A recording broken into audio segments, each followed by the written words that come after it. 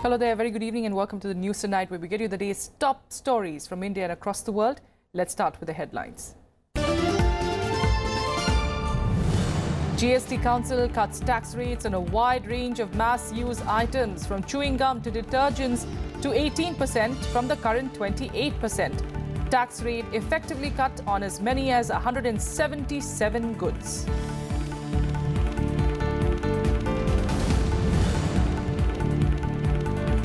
Economic Advisory Council to the Prime Minister holds a meeting at Niti Aayog, spells out roadmap for stepping up skill development, job creation and boosting infrastructure financing, among other things.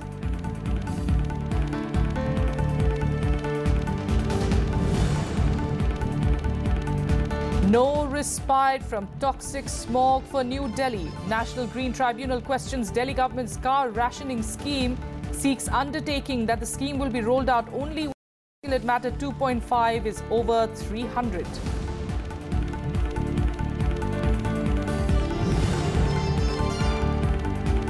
And it's a thumbs up for the Indian economy and Prime Minister Narendra Modi from Donald Trump. US President commends India for being the world's largest democracy and for achieving astounding growth under Prime Minister Modi.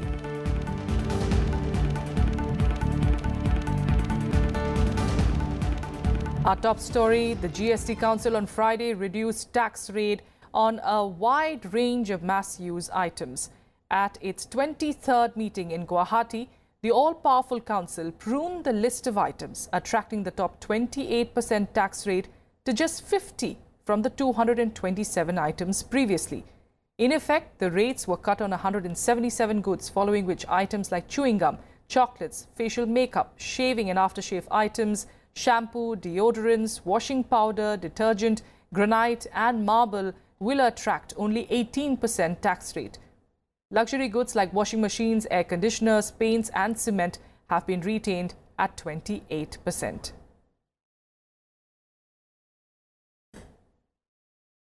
Now, the GST Council's decision is expected to have a revenue implication of 20,000 crore rupees annually. Finance Minister Arun Jaitley said as part of the efforts to rationalize the GST structure, the Council has been reviewing rates from time to time.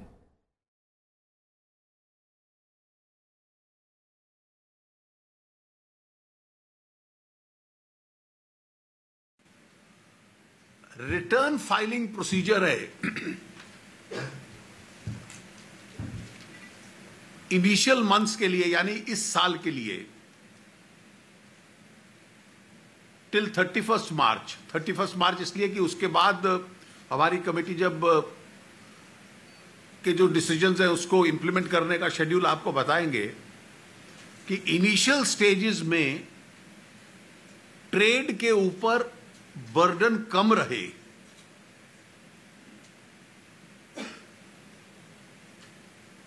उस compliance burden को और ease किया गया है.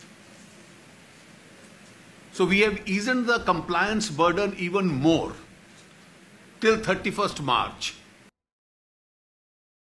Well, as you heard there, during the meeting, the Council also looked at the most comprehensive overhaul of rates, easing the filing of returns and providing more relief to small and medium enterprises. Fitment committee ने 62 वस्तुओं को 18% की श्रेणी में रखने की अनुशंसा की थी, लेकिन आज एक आम सहमति बनी और जिसमें और 12 वस्तुओं को 18% की श्रेणी में रखा गया है. यानी अब केवल 50 वस्तुएं बच गई हैं, खास करके जो लग्जरी गुड्स हैं जैसे एयर कंडीशनर, फ्रिज हैं, वॉशिंग मशीन्स हैं, या फिर वैसी चीज़ें जिन पर पहले भी 30% से ज़्यादा टैक्स लगता था. तो वैसी चीज़ों को छोड़कर बाकी अधिकांश चीज़ें जो हैं वो 18% की श्रेणी में आ गई हैं. टैक्स रेट तो 1 जुलाई से पहले कम रखने चाहिए थे. और मैं हर मीटिंग में बोलता रहा हूँ कि 28% का टैक्स रेट का मतलब है कि आप ब्लैक मार्केटिंग को बढ़ावा देना चाहते हो. जितना जल्दी कम कर दें उतना अच्छा है. Meanwhile, the second meeting of the Economic Advisory Council to the Prime Minister was held today. The meeting, chaired by Niti Aayog member and Council Chairman Bibek Debroy, spelled out a clear roadmap for stepping up skill development, job creation and enhanced resource investment in the social sector. The Council deliberated upon improvements needed in national accounts and innovative steps to unlock growth, exports and the employment potential of growth drivers, including transformation of India's coal market. The meeting also called for efforts to boost infrastructure financing and formulate far-reaching recommendations for the 15th Finance Commission. The Prime Minister's Economic Advisory Council was meeting for the second time since October 11th.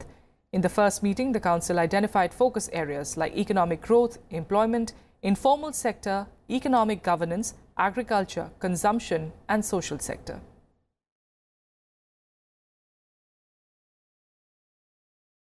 The Union Cabinet has approved setting up of a national testing agency to conduct entrance examinations for higher educational institutions.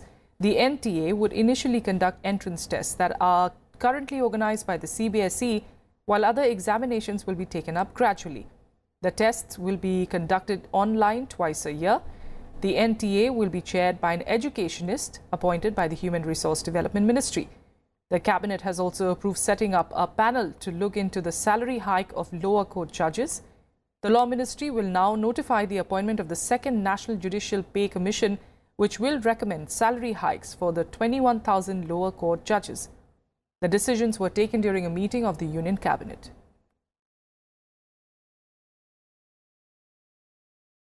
The National Green Tribunal on Friday questioned the Delhi government's decision to roll out the odd-even car rationing scheme of 5 days starting from Monday.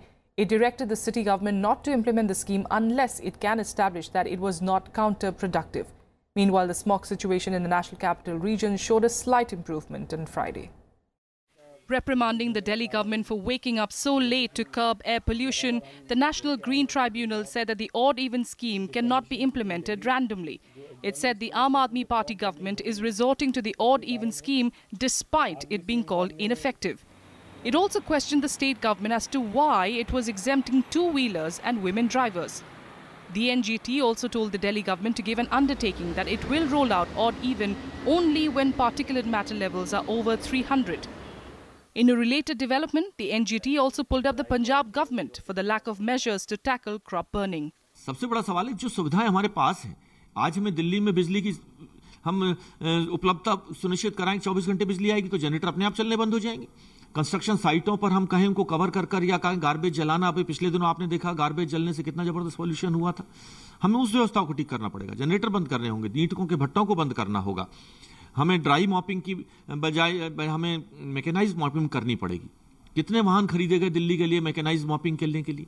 ये सवाल जो हम कर सकते हैं वो करना चाहिए, बजाय इसके कि हम कोई ऐसे लोक लुभावन सुझाव दे दें जिनका कोई समाधान ही ना हो। The various causes of this problem, one of them is of course vehicular pollution, the other is the pollution from stubble burning in the neighboring states or from areas around Delhi.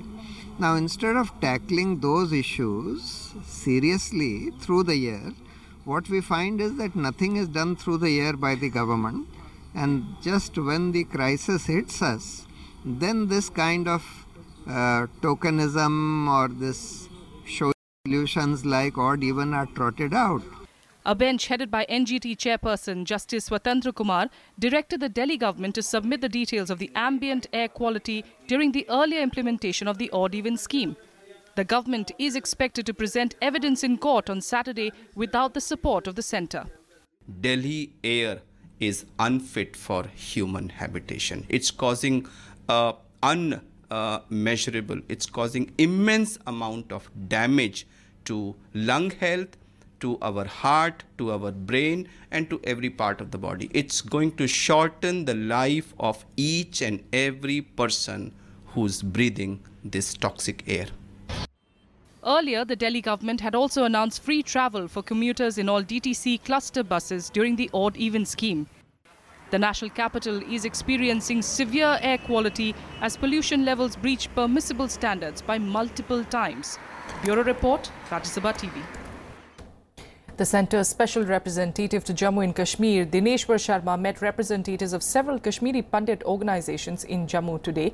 The Kashmiri Pandit group sought an institutional mechanism for the welfare of the displaced community. On the last day of his 5-day visit to the state, Sharma also held meetings with members of chambers of commerce and other trade bodies in the state. Reaching out to all stakeholders in the state, he also met various other groups and civil society delegations. Dineshwar Sharma arrived in Jammu for a 2-day visit after spending 3 days in Srinagar, where he met various civil society groups and delegations of political parties. आज interlocutor जो दिनेश्वर शर्मा जी हैं उनसे मुलाकात हमारी हुई है और panthers party की तरफ से हमने उनको मेमोरेंडम दिया है। बीपीओज और मदर इंडस्ट्रीज को जम्मू में लगाई जाए, क्योंकि कश्मीर के लोग भी अगर हम देखें तो वो जम्मू में बड़ा कंफर्टेबल फील करते हैं। हमें लगता है कि एक consistent policy long term Jammu रियासत जम्मू कश्मीर पे जो मिसिंग थी वो उस तरफ एक प्रक्रिया शुरू हो चुकी है। Karnataka is celebrating Tipu Jayanti amid special security arrangements to mark the birth anniversary of the 18th century ruler of the Mysore Kingdom. In fact, with a sharply divided opinion over Tipu's legacy and rising political temperature, opposition BJP, several Hindu organizations and individuals opposed the Karnataka government celebrating Tipu Jayanti through statewide protests. The Karnataka government said that over 54,000 police personnel, 20,000 home guards and 212 platoons of the Karnataka State Reserve Police have been deployed. In Bengaluru alone, 11,000 policemen were deployed. Prohibitory orders have also been imposed at certain places in Belagavi and Chitradurga districts. Meanwhile, in Mangaluru, BJP District Minority Morcha President Franklin Montero, who tried to break the security cordon and forcefully enter the premises, was placed under arrest. President Ramnath Kovind, during his address to a joint session of the Karnataka legislature, hailed Tipu, saying that he died a heroic death fighting the British. Vice President M. Venkaiah Naidu has said that the development of farmers is of paramount importance. The Vice President said this while inaugurating the 9th Agro Vision exhibition in Nagpur on Friday. Addressing the Agricultural Summit, the Vice President said that more farmers should be provided with better infrastructure facilities, roads and power. He underscored the need for a broader debate on agriculture and challenges faced by the farmers across the country. He also said that the government is taking right steps towards farmers' welfare and praised schemes like the Pradhan Mantri Fasal Bima Yojana and the Kisan credit cards. The Vice President also inaugurated water management and irrigation projects for Vidarbha farmers. रोग से जुड़े हुए, जनता से जुड़े हुए हैं, उन समस्याओं का जब रचनात्मक चर्चा होता है उसके बारे में ज्यादा फोकस नहीं दे रहे। मैं चाहता हूं इस विषय के बारे में भी, ग्रामीण विषय के बारे में और खेती संबंधित विषयों के बारे में, मजदूरों के विषयों के बारे में भी मीडिया फोकस करना चाहिए। सही पिक्चर लोगों को बताना चाहिए, सदन में क्या होना चाहिए लोगों को मालूम होना चाहिए। And here's a look at what else made news across the country today in Nationwide. The Supreme Court today refused to consider a plea seeking to ban the release of Sanjay Leela Bhansali's controversial Padmavati epic drama featuring Deepika Padukone as a Rajput queen. Clarifying on the allegations, director Bhansali said that the film doesn't have any scene which will hurt the sentiments of any religious or social group.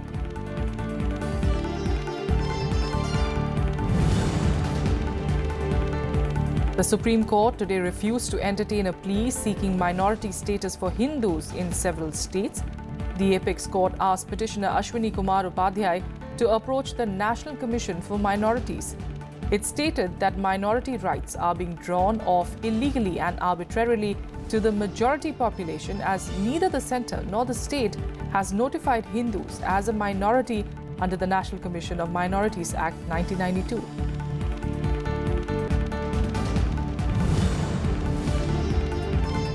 Income Tax Department raids continued at the premises of Tamil television channel Jaya TV for the second day in a row.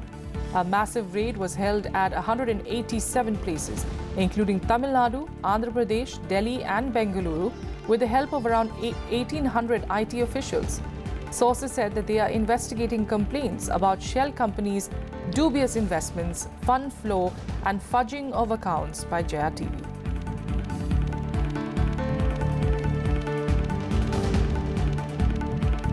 With a quick break here, up next we'll get to international news.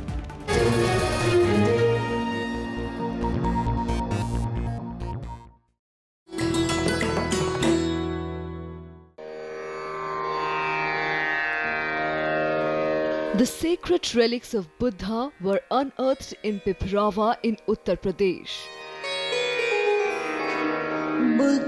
Buddhist monks from all over the world visit the National Museum to pay their respects.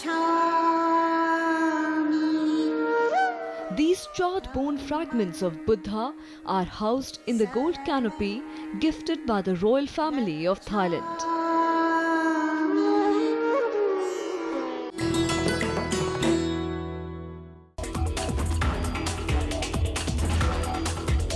Basic work is on to understand the neural mechanism of REM sleep regulation, means how does the brain regulate it, and then what is the function of this REM sleep.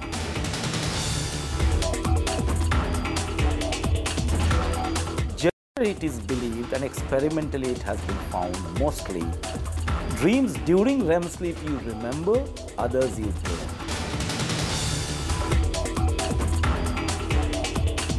If the sleep is disturbed, most of the functions get disturbed in our body, and the quantum and quality might vary.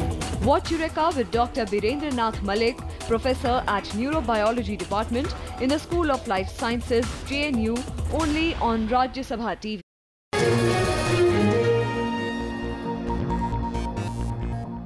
Welcome back. Let's get to international news. And US President Donald Trump sent out a strong message on trade at a meeting of Asia-Pacific countries in Vietnam on Friday, insisting on fair and equal trade policies. He also had a word of praise for Prime Minister Narendra Modi and India's performance as a fast-growing economy. Here's a report. The Indian economy and Prime Minister Modi got an unexpected thumbs up from US President Donald Trump during his address at the Asia-Pacific Economic Cooperation Summit in Vietnam. Trump commended India for being the world's largest democracy and for achieving astounding growth under Prime Minister Modi. Since India opened its economy, it has achieved astounding growth and a new world of opportunity for its expanding middle class. And Prime Minister Modi has been working to bring that vast country and all of its people together as one. And he is working at it very, very successfully indeed. Stressing on his America First policy, Trump said that the United States would no longer tolerate chronic trade abuses and would insist on fair and equal trade policies. The United States will no longer turn a blind eye to violations, cheating, or economic aggression. Those days are over. We will no longer tolerate the audacious theft of intellectual property. We will confront the destructive practices of forcing businesses to surrender their technology to the state and forcing them into joint ventures in exchange for market access. Since taking office, President Trump has pulled the US out of the Trans-Pacific Partnership, a major trade deal with 12 APEC member countries, arguing it would hurt US economic interests. In stark contrast, China's Xi Jinping said that globalization was irreversible and voiced support for multilateralism. He also claimed that the One Belt, One Road project will provide the Asia-Pacific region with a broader and more vigorous cooperation platform. 当前经济全球化进程遭遇逆风，一个重要原因是发展的包容性不足。 After attending the APEC summit, Trump paid a state visit to the Vietnamese capital, Hanoi. He is now in the Philippines and will end his 12-day Asian tour on the 13th of November. Bureau Report, Rajya Sabha TV.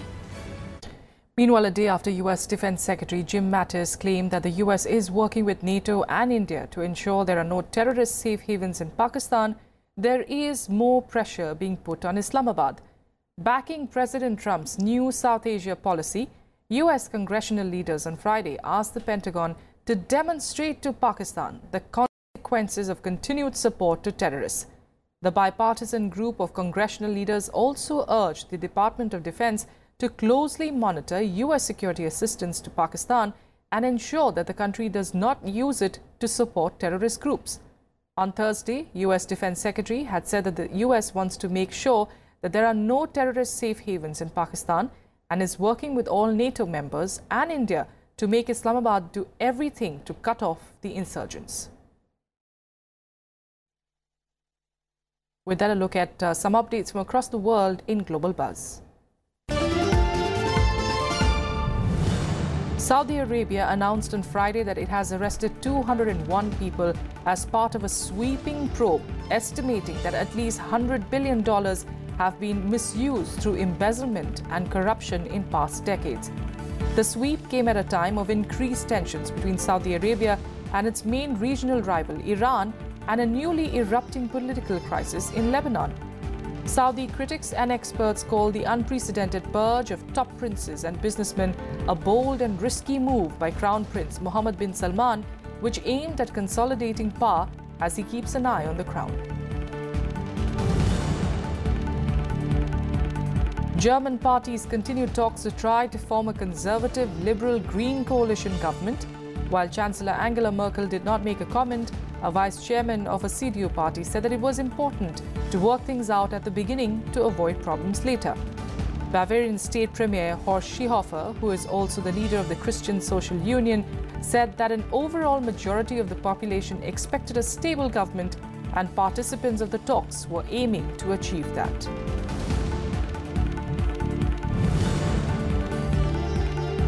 The Catalan Parliament Speaker was released from prison on terms that may prevent her from campaigning in the regional elections next month.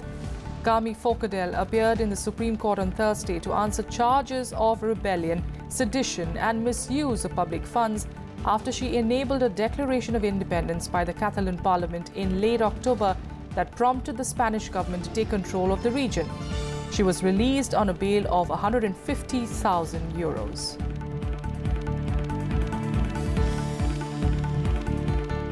And now let's get you some updates from the world of sports in Sports Beat.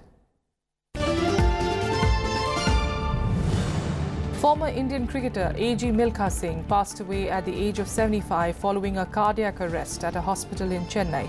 He played 4 test matches in the early 60s and his elder brother Kirpal Singh also played for the country. The left-hander made his Ranji Trophy debut at the age of 17 and played his first test at 18. He made 4,000 runs in first-class cricket, which includes 8 centuries.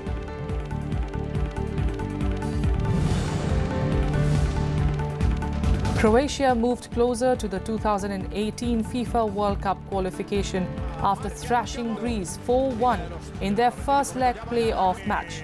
Luka Modric scored the opener for Croatia through a penalty kick as Greek keeper Orestes Karnezis scored and touched on striker Nikola Kalinic in the 13th minute. Kalinic then scored the second goal to give Croatia a 2-0 lead. But Greece covered it just after the second goal as Greece defender Sokratis Papadopoulos scored the first for his side to make it 2-1. Ivan Perisic then headed Croatia's third and Andrej Kamaric then scored Croatia's fourth to seal the victory.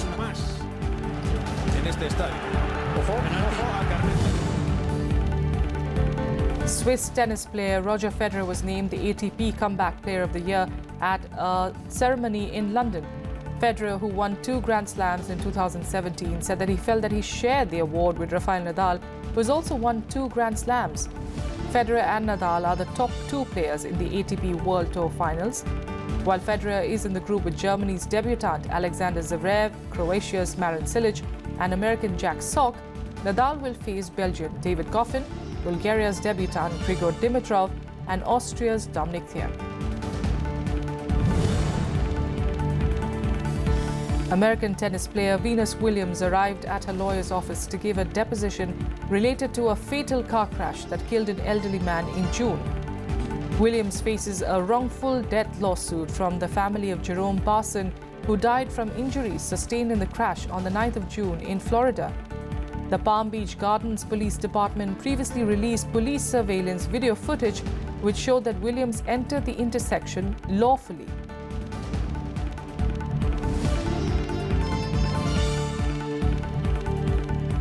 And finally, a superstar lineup including Lionel Messi and Zinedine Zidane unveiled the Telstar ball, the official ball to be used at the 2018 World Cup. The Telstar has an embedded near-field communication chip which enables interaction with it using a smartphone. This will be the first time in football history that this technology will be embedded in a ball for the World Cup. We're leaving you with these visuals.